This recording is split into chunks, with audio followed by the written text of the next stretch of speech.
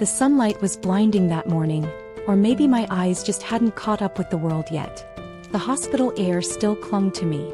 The sterile tang of disinfectant, the faint scent of plastic from the floor tubing, and that odd heaviness in my chest that comes after days of lying flat and letting strangers monitor every heartbeat. The cab driver didn't talk much. He helped me into the seat, asked for my address, and kept his eyes on the road. I appreciated the silence. My body ached in ways I couldn't quite name, and every bump sent a small reminder through my side where the incision lay, neatly stitched, hidden under fresh gauze. I thought about the warm bed I'd left behind 2 weeks ago, the smell of coffee drifting from the kitchen, and the little knock my granddaughter Emily used to give before peeking in. "Just checking on you, Grandma. That's what I expected to come home to, love. Here." A hug from my son David. Maybe even a banner from Emily because she's dramatic that way. But when the cab turned onto Maplewood Lane, I felt the first tug in my gut that something wasn't right. The driveway looked too clean. No car in it. The curtains in the front window were drawn. Unusual for a bright morning like this. The driver slowed to a stop, and that's when I saw them. Boxes. Cardboard boxes, lined up neatly against the front porch like they were waiting for a moving truck. My suitcase from the hospital stay sat on top of one stack, the hospital's discharge papers tucked into the side pocket. And then my eyes caught the paper. A folded sheet weighted down with a coffee mug on the top box. I told myself it was nothing. Maybe David had rearranged the garage. Maybe they were decluttering. But my feet told me otherwise. When I stepped closer, the air felt heavier, the street quieter. My knees wobbled. I reached for the paper. It wasn't long. Just 12 words. "Sorry, Mom. No space for you. No, love, David." No explanation. Just those words. The mug holding it down was mine. I remembered buying it at the craft fair last year, the one with the hand-painted flowers. Now it felt like an anchor, pinning down the moment my life split into before and after. If you've ever walked into a moment that stole the air from your lungs, you know what I felt right then. And if you've ever been blindsided by family hit like so, more people understand that this happens. More than anyone talks about. I stood there for what felt like forever, holding the note like it might turn into something else if I just stared hard enough. My hospital bracelet was still on my wrist. My incision was still fresh. And yet I wasn't welcome. I tried the door. Locked. I called his name. Nothing. A neighbor's curtains fluttered, but no one came out. I didn't cry. Not yet. I just sat down on the porch step, next to the boxes that apparently contained the sum total of my life in this house. There's a strange thing that happens when betrayal hits you straight in the chest. Time doesn't slow, it stops. You start hearing details you'd normally miss. The creak of the mailbox hinge in the wind. The faint hum of a lawn mower 3 houses down. The clicking sound of your own jaw because you've locked it so tight to keep from shaking. I told myself there had to be a reason. Maybe Emily was sick and they had to quarantine. Maybe there was a leak in the house. Maybe this wasn't as cruel as it looked. But deep down, in that quiet part of me that always knows the truth before my brain does, I felt it. This wasn't a mistake. I don't know how long I sat there. My side throbbed with each passing minute. The hospital had sent me home with instructions. Rest. No lifting. No stress. As if those things were options now. I finally got up and began sorting through the boxes. Clothes. Old photo albums. Kitchen dishes wrapped in newspaper. My knitting bag. Even the throw blanket I kept on the couch for cold mornings. It was all here. Everything except the framed family pictures from the mantel. They were gone. That's when the first tear came. Not because I needed those pictures. I remember every detail of Emily's smile. But because it meant they didn't want me to remember us anymore. And somewhere between the box of knitting needles and the shoebox full of greeting cards, I stopped wondering if this was a misunderstanding. It wasn't. Halfway down the block I saw him. David. My son. He wasn't coming toward me. He was getting into his car, keys already in hand. I called his name. My voice cracked. He stopped. Looked over his shoulder. And for a second I thought I saw guilt in his eyes. But then he just got in the car and drove away. By the time the sun moved behind the trees, I was still on that porch, surrounded by my life in cardboard. I didn't know where I'd sleep. I didn't know if my body could handle a night in the cold. But I knew one thing. Something more was behind this. No one goes from caring for their mother to dumping her on the porch without a reason, even a bad one. And I was going to find out what that reason was. Because this wasn't just about losing a home. This was about being erased. Before I could even think about my next step, I want you to comment. What would you have done if you came home from surgery to find this waiting for you? That night, I didn't go to a shelter. I didn't call a friend. I sat in my car, engine off, watching the house I'd raised my son in. Watching the lights turn on in the kitchen. Wondering who was in there now. And in that darkness, I made myself a promise. This wasn't the end of my story. Click the subscribe button now if you want to hear what I found the next morning. Because it turned everything I thought I knew upside down. I didn't sleep much that night. The hospital discharge papers were still folded in my bag. My stitches pulled every time I shifted in the driver's seat, and the cold crept in through the cracks. Every time I closed my eyes, I saw David's face as he turned away from me. That quick flicker of something, not quite guilt, not quite fear, before he got into the car. When you've raised someone, you learn to read them like weather. And that wasn't the face of a son overwhelmed by logistics or money. That was the face of a man hiding something. By morning, my body ached worse than my heart. I started the car just to get the heat going, but my mind was already racing ahead. David's note, 12 words. Not a sentence longer than it had to be. That wasn't David's style. He liked to explain, to talk around things. I'd heard him do it with his coworkers, with Emily, even when he was trying to get out of doing dishes as a boy. This was deliberate. Short, cold, like he didn't want to leave any trace of feeling. And that alone made me wonder, was it even his words? Or was someone else's hand guiding them? By the time the sun climbed over the houses, I decided I wasn't going to just drive away. I walked back up to the porch, slow and careful. My side burned from the movement, but I ignored it. The boxes were still there. The notes still on top. I stepped closer to the door. My old welcome mat, worn and faded, was gone. In its place was a new one with a design I didn't recognize. A little thing maybe. But it was the first sign that someone had already moved on. I pressed my ear to the door. Nothing. No footsteps. No movement. Just silence. I took a deep breath and knocked anyway. It wasn't David who opened the door. It was Marcia. Marcia, my daughter-in-law. Hair perfectly in place, wearing the same perfume she always wore to church. She didn't look surprised to see me. "Oh," she said in that voice she uses when she's pretending to be polite. "You're still here." Still here. I told myself not to react. "Where's David?" "He's out," she said, glancing over her shoulder. "We thought you'd gone already." "Gone where?" They hadn't offered me anywhere to go. I studied her face. She was calm. Too calm.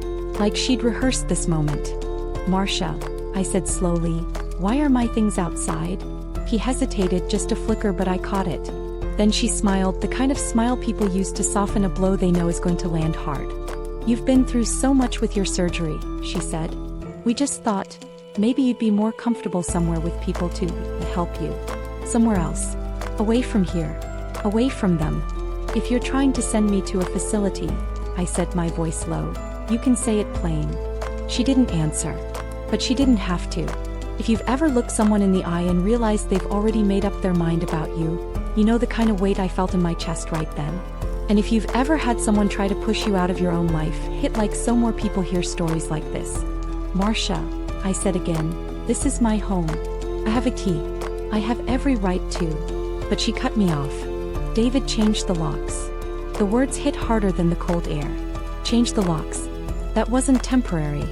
That wasn't about safety. That was final. I stepped back from the doorway. My side hurt too much to keep standing there.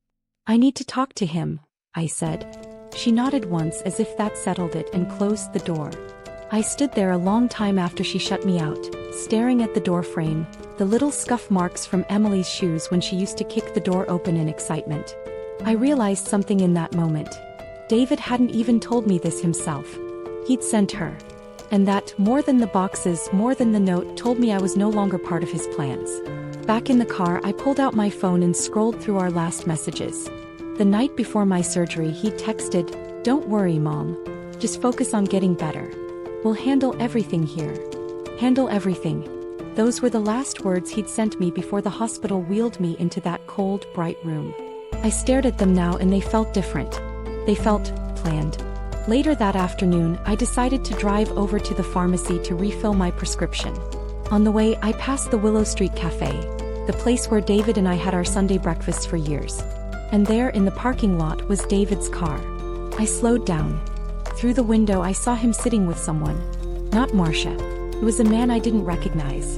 Gray suit, papers spread on the table between them. David leaned in close, talking, his hands moving like they do when he's negotiating something.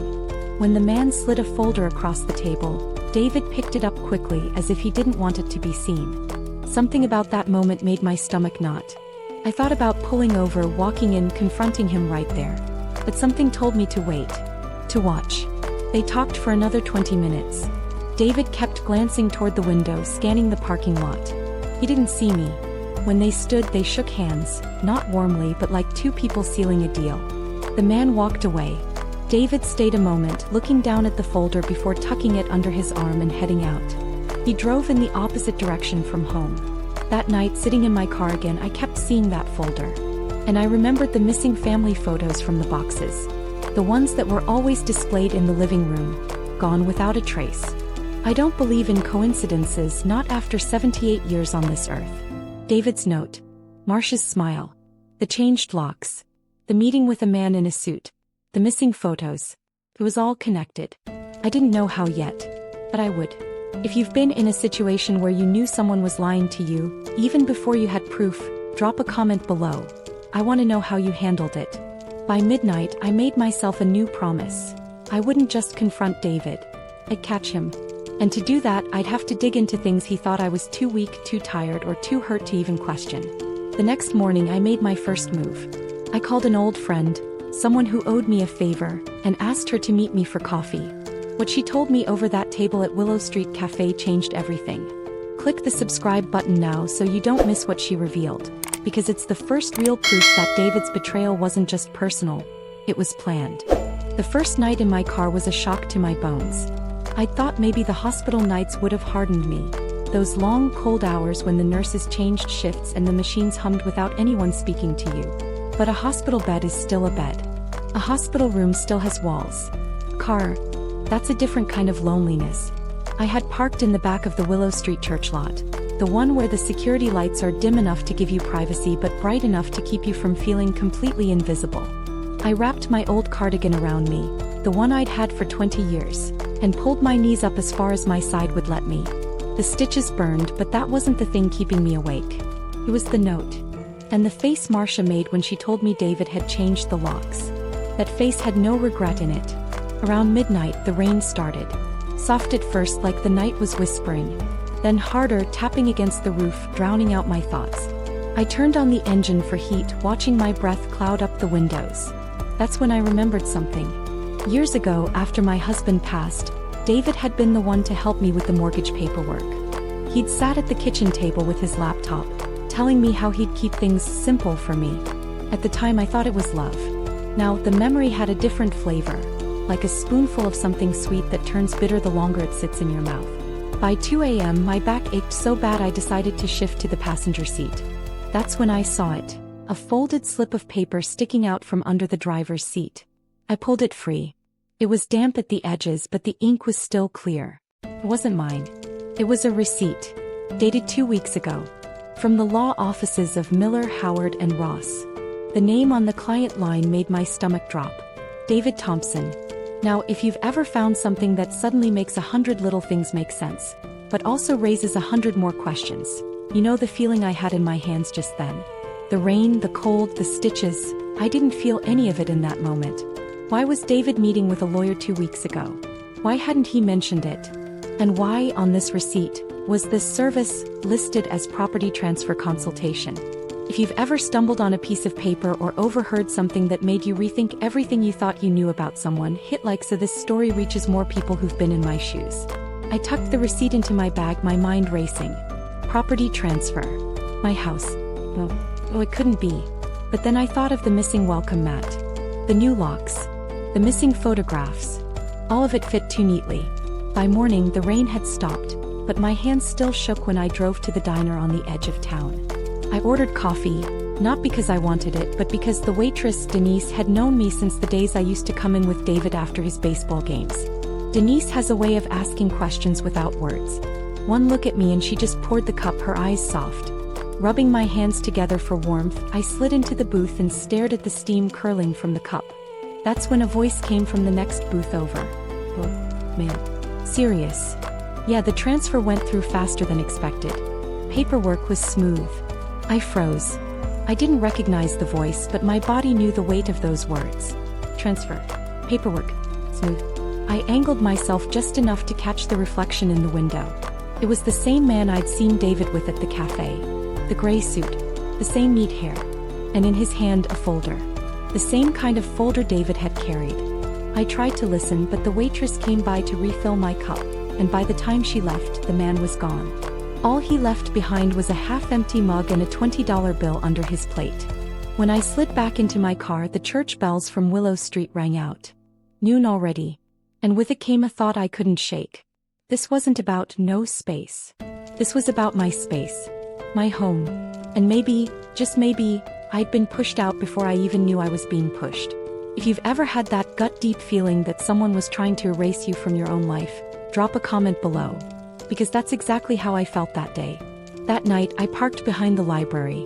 Quieter than the church lot. I pulled out the receipt again, tracing the lawyer's name with my finger. Property transfer consultation. Sounded so dry. So official. But I knew in my bones that it was personal. Thought about calling David. Confronting him. But I knew what he'd do. He'd talk around it. Tell me I was imagining things. So instead I called someone else. The friend I'd met for coffee years ago when I first learned about wills and deeds. The one whose cousin worked in a courthouse. She picked up on the third ring. Mary Ellen? It's been years. I know, I said, trying to keep my voice steady. But I need your help. And I think you're the only one who can get it for me. He didn't hesitate. Meet me tomorrow morning. And bring whatever you've got. I looked at the receipt again. The rain started tapping the roof. Somewhere in the distance, a police siren wailed, then faded. I leaned back against the seat, my mind replaying David's last text before my surgery. We'll handle everything here. Tomorrow I'd find out exactly what everything meant. And I had a feeling it would change everything I thought I knew about my own son. The morning air carried that sharp edge only late autumn can give you. Not winter yet, but cold enough to feel like it's warning you what's coming.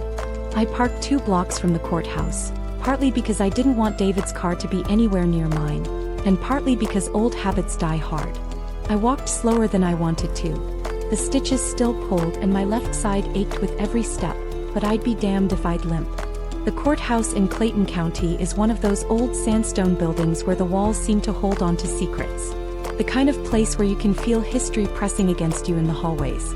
My friend, Marlene, was already waiting inside just past the security check. She looked older than I remembered, but then again so did I. When she saw me, her face softened into something halfway between relief and worry. Mary Ellen, she said, her voice low. You look like you've been through hell. Not hell, I said. But I've seen the gates. We didn't waste time. Marlene led me down a narrow hallway and into a cramped records office that smelled faintly of dust and toner. Her cousin Lyle sat behind a desk piled high with manila folders. He had the kind of face that looked like it was carved out of tiredness, but his eyes sharpened when Marlene explained why I was there. Property transfer, you said? Lyle asked, sliding his reading glasses up the bridge of his nose. I nodded and slid the damp, creased receipt across the desk. He read it once. Then again. Then without a word he opened a drawer and pulled out a slim file. I watched his fingers work, deliberate, methodical, as he flipped through the pages. Finally he looked at me. It hasn't been recorded yet, he said. But there's a preliminary filing. That means it's in process. The words landed heavy. So, the house. Not just the house, he said, his eyes darting to Marlene and then back to me. The land too. All of it. If you've ever sat there while someone confirms your worst fear and somehow it still manages to knock the breath out of you, hit like so more people understand how deep this kind of betrayal cuts. I gripped the edge of the desk. And whose name is on it? Lyle hesitated. His voice dropped. Complicated. It's not just David's. That's when I felt the first ripple of something colder than betrayal. What do you mean? There's a joint beneficiary. A woman. Name's Marcia Whitfield. I blinked. Marcia? David's wife. Lyle nodded, but his jaw tightened like he was holding something else back. I thought of Marcia's face the day she told me I couldn't come back home. The way her voice had been so calm, so rehearsed. And now her name was on my house. Marlene shifted in her chair. Mary Ellen, there's something else. I turned to her.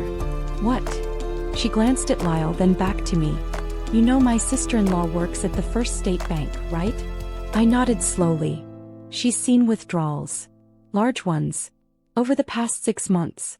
From your account. The room seemed to tilt. My account? Yes, Marlene said softly. David has joint access. Always has since he helped with your mortgage paperwork. But here's the thing. Her voice dropped to a whisper. The withdrawals don't match his spending. But they do match transfers into another account. Under Marcia's maiden name. It was one thing to think David was greedy. It was another to see a plan forming in the shadows. One that had been running while I was lying in a hospital bed. If you've ever had that moment where the puzzle pieces click and you realize the picture they make is worse than you imagined, drop a comment below. What would you do if your own family did this? Lyle leaned forward. Mary Ellen, I probably shouldn't be telling you this, but there's chatter. Legal chatter. Rumor is they're trying to clear the title fast because there's a buyer already lined up. A buyer. I said, the word tasting foreign in my mouth. He nodded. Cash deal. Which means once it's done, it's done. No going back without a fight. My chest tightened. A fight. I hadn't been in a real one since my husband's funeral, when I fought to keep certain relatives from selling his tools. But this was different. I gathered the receipt and the notes Lyle had scribbled for me. Marlene walked me out, her hand brushing mine. Mary Ellen, I think there's more here than just greed. I think... She glanced over her shoulder, making sure no one was in earshot. I think David and Marcia are covering for someone else. Someone who needs cash fast. We stood in the shadow of the courthouse steps, the wind picking up around us. Who? I asked. Marlene shook her head. I'm not certain. But my gut says it's someone close. Closer than you think. The word stayed with me all the way back to the car. Closer than I think. I started the engine but didn't drive. Instead, I sat there staring at the courthouse doors. If David was selling my home for someone else's sake, that meant there was a bigger secret. And I was going to drag it into the light. Subscribe so you don't miss what's coming next. Because the next person I confront might just tell me exactly why my own blood turned against me. Night in Clayton County has a way of making every shadow look guilty. I sat in the driver's seat 2 streets away from my old house. The engine off, the cold biting through my coat. The porch light was off, but the faint yellow glow from the kitchen told me someone was home. I didn't need to guess who. Marcia was an early sleeper, but David had never been able to resist late-night TV with the volume low, like he was hiding something even from himself. The plan was simple. Get in, find proof, get out. But plans have a way of falling apart when your heart's pounding like a war drum. I waited until the kitchen light went out. Then I counted to 300 in my head. An old trick from my nursing days when patience could mean the difference between life and death. When I finally stepped out of the car, my shoes crunched softly against the gravel. Every step felt louder than it should, like the earth itself wanted to betray me. I still had the old back gate key. David had never thought to change it, or maybe he hadn't cared. The lock clicked softly and I slipped into the yard. The house loomed ahead, familiar but strange. The garden I'd planted was overgrown, the roses choked by weeds. A broken wind chime swung lazily, making a hollow sound in the dark. If you've ever walked into a place that used to be home and felt like a stranger, hit like so I know I'm not the only one who's felt that coldness. The side door, my side door, stuck like it always had. I pushed slowly, wincing at the faint squeal of the hinges, and stepped inside. The smell hit me first. Not bad but different. Gone was the warm scent of cinnamon and polish. In its place was something flat, like stale air and unopened mail. I didn't linger. The old file cabinet was still in the den, tucked under the desk where my husband used to pay the bills. I pulled the top drawer. The second drawer, junk mail, old warranty papers. Then the bottom drawer. It stuck for a moment, then gave way with a low groan. Inside was a brown accordion folder, thick and heavy. My pulse quickened. The tab read, House and Title. I sat cross-legged on the floor, my breath fogging the air as I flipped through the papers. There it was, the preliminary transfer, same as Lyle had told me. But there were more documents clipped to it. Receipts. Bank slips. A handwritten note. The note stopped me cold. It was from David, addressed to Jay. Only one person in our family had a first name starting with J. If you've ever felt that punch in the gut when you see proof that someone close has been in on the betrayal all along, drop a comment right now. What would you do? The handwriting was messy, hurried. Here's the first payment. She'll be out of the way soon. Just make sure your guy clears the debt before the papers go through. D. I read it 3 times before the meaning sank in. Debt. A guy to clear it. Someone with a name starting with J. My mind went through every J in my life like a deck of cards. Then it landed on one. My nephew. My sister's boy. He'd been in trouble before. Little things, nothing that stuck. But a few months ago, there'd been whispers about him owing money to the wrong people. If David was helping Jacob clear that debt, then this wasn't just about greed. It was about family loyalty twisted into a weapon against me. I took out my phone and snapped photos of every page. My hands shook, but not from fear, from something hotter. Rage. They'd taken my kindness, my trust, and traded it for backroom deals and debt payoffs. Then I heard it. A floorboard creak above me. I froze, listening. Another creak. Slow. Heavy. David was upstairs. And if he came down? I slid the folder back exactly as I'd found it, closed the drawer, and slipped toward the side door. Another creak. Then the sound of footsteps on the stairs. I didn't run, running makes noise. I moved like I was back on night shift, slipping past patient rooms in the dark. I reached the yard, pulled the gate shut behind me, and ducked behind my car just as the porch light snapped on. David stepped out, phone in hand, scanning the yard. His silhouette looked taller somehow, more threatening in the harsh light. I held my breath, my fingers digging into the gravel at my feet. After what felt like a lifetime, he turned and went back inside. I climbed into my car, heart pounding, and drove away without turning on my headlights until I was 2 blocks out. The papers were burned into my mind, and the truth with them. David wasn't just stealing my house. He was laundering it to pay off Jacob's debt. And now I had proof. Subscribe now so you don't miss what I do with this evidence, because the next move I make might just blow the family apart for good. I had not set foot in that house since the night I slipped in to find the hidden papers. The memory of crouching in the dark, my hands shaking as I read David's note, still hummed in my bones. Tonight I would walk back through the front door. Not as a guest. Not as family. But as a woman who knew the truth. When Marcia called earlier in the week, her voice was syrupy sweet. "Why don't you come for Sunday dinner?" she said. "We haven't seen you in so long, Mary Ellen. Let's start fresh." Start fresh. The words tasted like spoiled milk. I pulled into the driveway just as the sun dipped behind the pines. The porch light glared down on me like an interrogation lamp. The roses by the front steps were still strangled by weeds. A silent reminder that nothing in this place was cared for unless it had a $sign attached.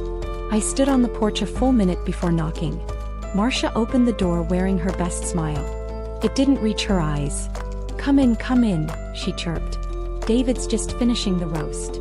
The smell of beef and rosemary filled the hallway, familiar, almost comforting, but it made me uneasy.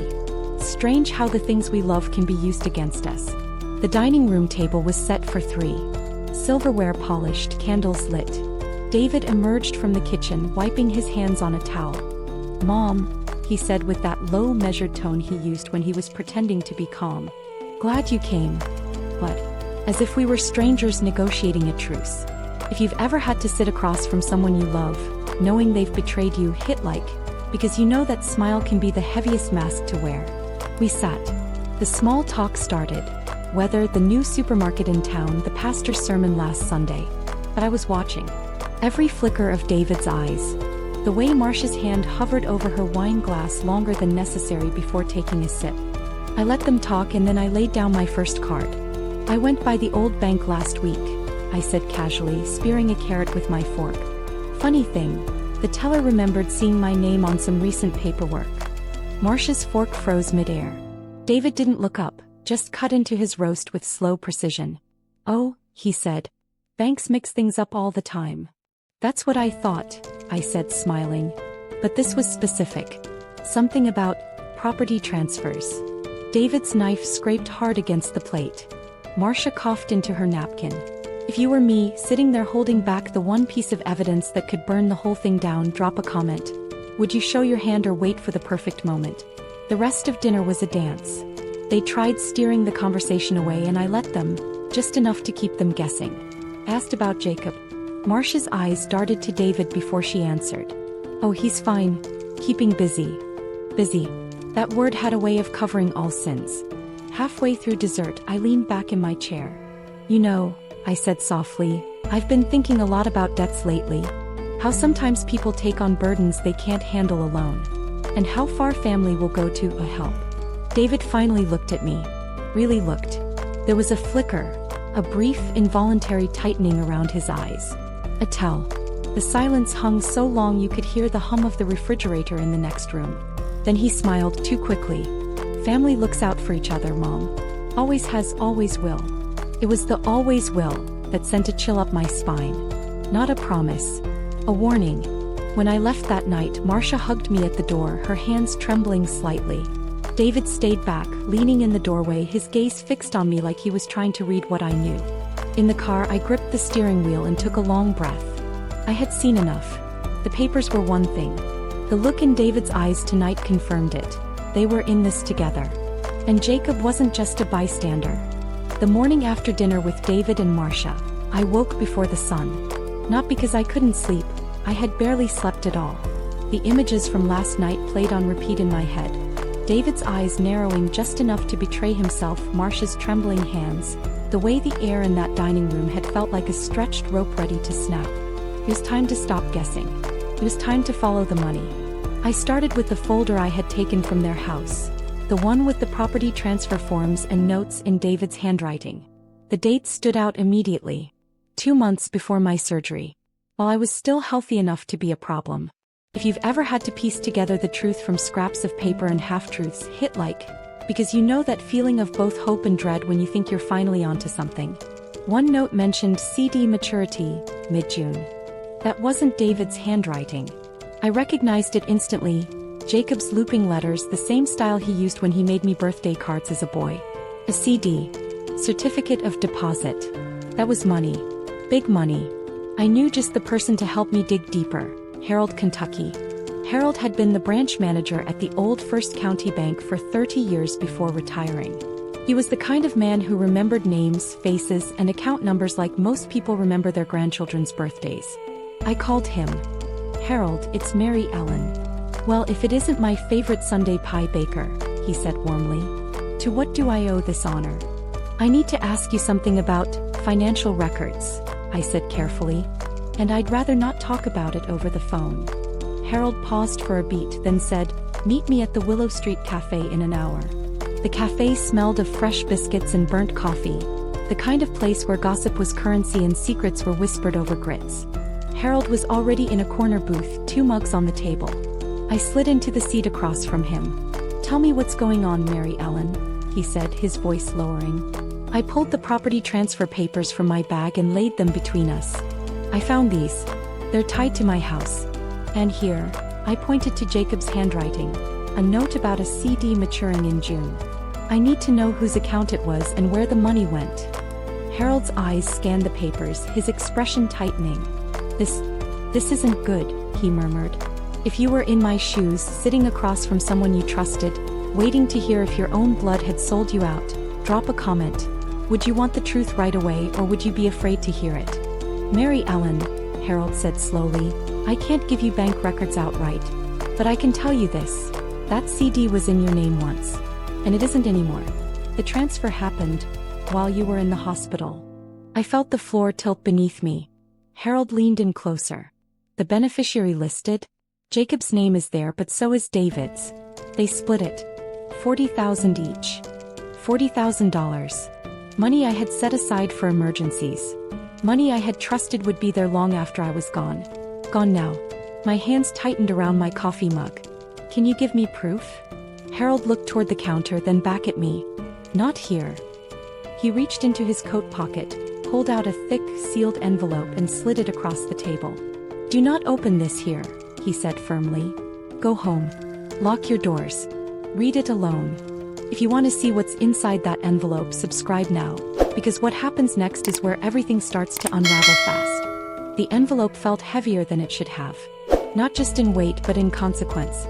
I sat at my kitchen table that night, the single lamp casting a weak yellow glow on the worn wood. My hands rested on the envelope like it might sprout legs and run if I didn't hold it still.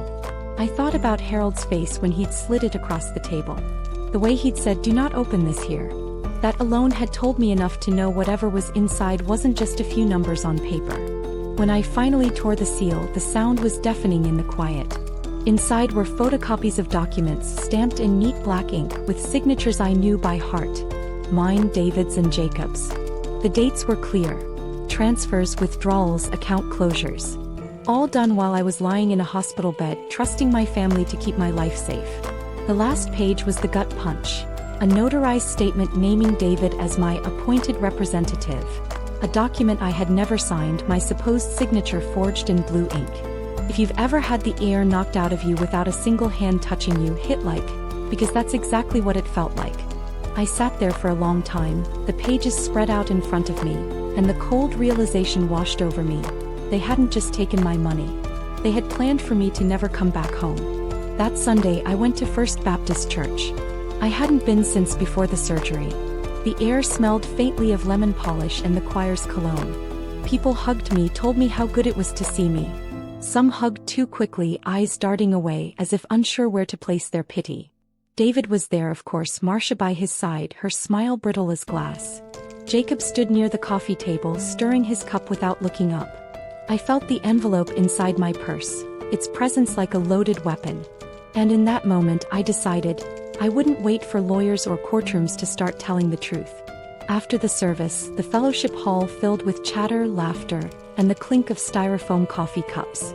Pastor Graham had just thanked the congregation for a fundraiser when I stepped forward. "Pastor," I said, my voice steady but loud enough for the room to hush. "I'd like to share something. If you were standing in a room full of people who'd known you your whole life, about to tell them your own children had turned on you, drop a comment. Would you speak or would you keep the shame to yourself?" Pastor Graham gave a small nod. "Go ahead, Mary Ellen." I walked to the front, turned to face them all. Neighbors, friends, Sunday school students now grown. My hands didn't shake. 2 weeks ago, I came home from the hospital to find my belongings on the porch. I began. A ripple went through the room. A note from my son said there was no space for me. I saw David's jaw tighten. Marcia looked at the floor. I thought maybe it was just poor judgment.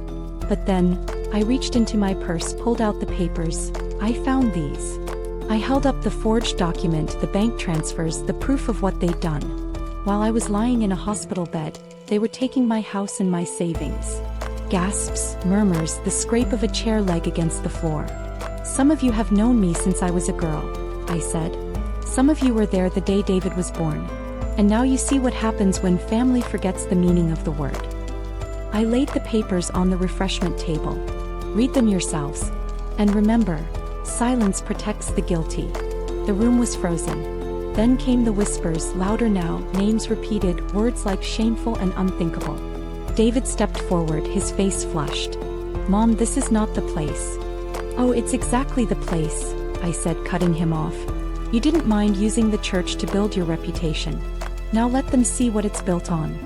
If you believe in standing up, no matter who you stand against, subscribe, because what comes next will make you rethink what loyalty really means."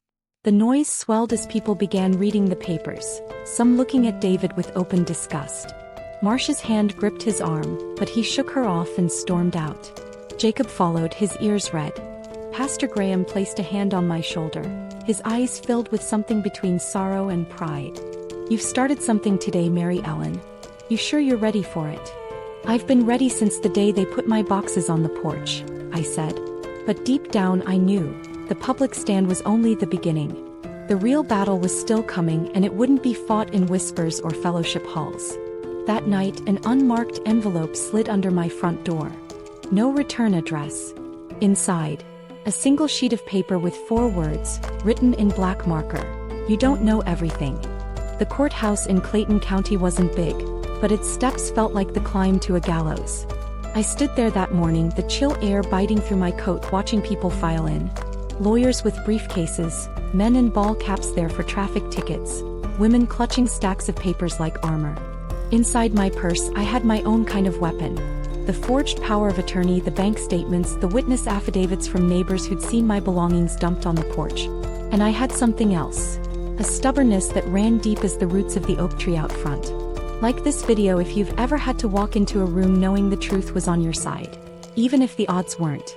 David was already there when I walked in.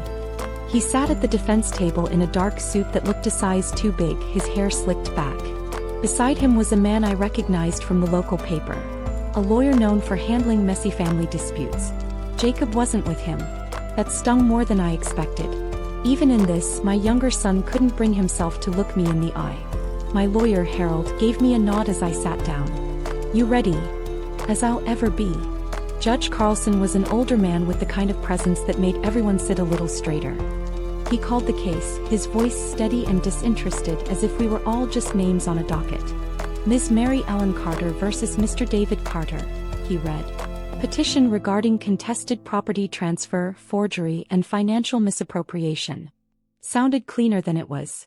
The other side went first.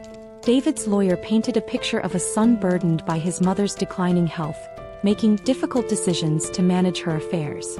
He called it misunderstandings and necessary adjustments. The kind of words people use to make theft sound like housekeeping. I didn't look at David while they spoke. My eyes stayed on the judge, on the flag behind him, on the pale morning light spilling through the tall windows. When it was our turn, Harold rose. "Your Honor, the evidence will show that my client's signature was forged on key legal documents. Documents that allowed her son to seize her home, close her accounts, and leave her without means or shelter, all while she was recovering from a major surgery." He held up the forged power of attorney. "And it will show that this signature does not match hers, not by a mile." The first witness was Mrs. Keating, my neighbor. She spoke softly but firmly, telling the court how she'd watched men carry my furniture onto the porch while I was still in the hospital. She told them about the note, the one that had started this whole spiral. Then Harold called me to the stand. "If you were about to sit in front of a judge and tell the world your own child had betrayed you, drop a comment. Would you have the strength or would you walk away?" I took a breath and began. I told them about the surgery, the long hours in the hospital, the expectation that I'd come home to care, not rejection. I told them about finding the note, the cold air hitting my face as I stood among my boxed-up life. And then I told them about the papers, the ones I'd never seen before, bearing my name in a hand that wasn't mine. When I finished, the room was quiet. Even the shuffle of papers had stopped. David took the stand next. He wouldn't look at me. He spoke about miscommunication, and thinking it was what was best for everyone. But when Harold slid the forged document in front of him and asked if he'd seen it before, he hesitated, just long enough for the truth to settle over the room like dust. The closing arguments were short. Harold's voice was steady, David's lawyer's voice sharper, almost desperate. Judge Carlson left for a few minutes to review. When he came back, his expression was unreadable. "In the matter of the contested property and allegations of forgery," he said, "the court finds in favor of the plaintiff, Ms. Mary Ellen Carter. All transfers and changes to property and accounts are hereby reversed. Furthermore, the matter of the forged signature will be referred to the district attorney for potential criminal charges." It was over. Just like that. David sat frozen, his mouth tight, his lawyer whispering in his ear. I stood, my legs unsteady but my spine straight. If you believe in fighting for what's yours, even when the ones you fight are family, subscribe. You'll want to see how this ends. As I walked out of the courthouse, a reporter from the local paper stopped me. "Miss Carter, any comment on the verdict?" I looked at her, then at the camera in her hand. Yes. Never underestimate a woman who has nothing left to lose. That night, I made tea and sat on my porch, the same one my boxes had been dumped on. The house was mine again. The bank accounts were mine again. But as I sipped, I remembered the envelope that had been slid under my door a week earlier. You don't know everything. I still didn't know who sent it. And I still didn't know what piece of the story was missing. That's when I decided, before I closed this chapter, I had to find out. The phone rang. A voice I hadn't heard in years said, "Mary Ellen, I think it's time we talked about Jacob." The voice on the other end of the line was soft, hesitant, but unmistakable. "Mary Ellen, it's Margaret," she said. Margaret had been Jacob's high school sweetheart. the girl who used to sit on our porch steps and drink lemonade with me on summer evenings. I hadn't heard from her in years. I think it's time we talked about Jacob, she continued. I met her the next afternoon at Willow Street Cafe. The place smelled like cinnamon rolls and strong coffee, the same as it had 20 years ago. Margaret looked older, of course, but her eyes still had that same sincerity. We ordered tea and she didn't waste time. Jacob came to me a few months before your surgery, she said. He told me David had a plan to move you out of the house and streamline your finances. I set my cup down slowly. And Jacob? She hesitated. He agreed, Mary Ellen. He told David it was for the best. He said you'd be a burden. If you've ever learned the truth about someone you trusted, hit like so more people hear this story. The words felt like a stone in my chest. Jacob had been my baby, the one I thought would always protect me. I'd convinced myself his absence during the trial was out of fear or loyalty to his brother. But no. Margaret slid an envelope across the table. I kept this because I thought you might need it someday. Inside was a photocopy of a bank transfer from one of my closed accounts to a joint account in both David's and Jacob's names. The date was 2 weeks before my surgery. I walked out of that cafe with the truth pressing against my ribs like a bruise. The betrayal was bigger than I'd thought, and it had both of my son's fingerprints all over it. That evening, I sat on my porch as the sun lowered itself behind the trees, casting the yard in gold and shadow. I could hear the cicadas in the distance, the low hum of a world moving on whether you wanted it to or not. 3 days later, I invited both David and Jacob over. They didn't know Margaret had spoken to me. I served coffee in the good china, the kind I only brought out for important company, or war. I've been thinking, I began, my voice calm, that maybe we should clear the air, now that the court's done its part. David shifted in his chair. Jacob avoided my eyes. I slid the bank transfer across the table. Jacob's eyes flicked to it, then to me, then back to the paper. Care to explain? I asked. If you were in my place facing both sons at once, drop a comment. Would you listen or would you throw them out on the spot? David's mouth opened, but Jacob spoke first. It was supposed to be temporary, he stammered. We thought we could manage my life better than I could. I cut in. Decide for me what I needed. Take what I earned and pretend it was for my own good. Neither of them spoke. I stood. You two may share blood with me, but you don't share my values. And that's what matters in a family. The silence stretched until it snapped under the scrape of their chairs. They left without another word.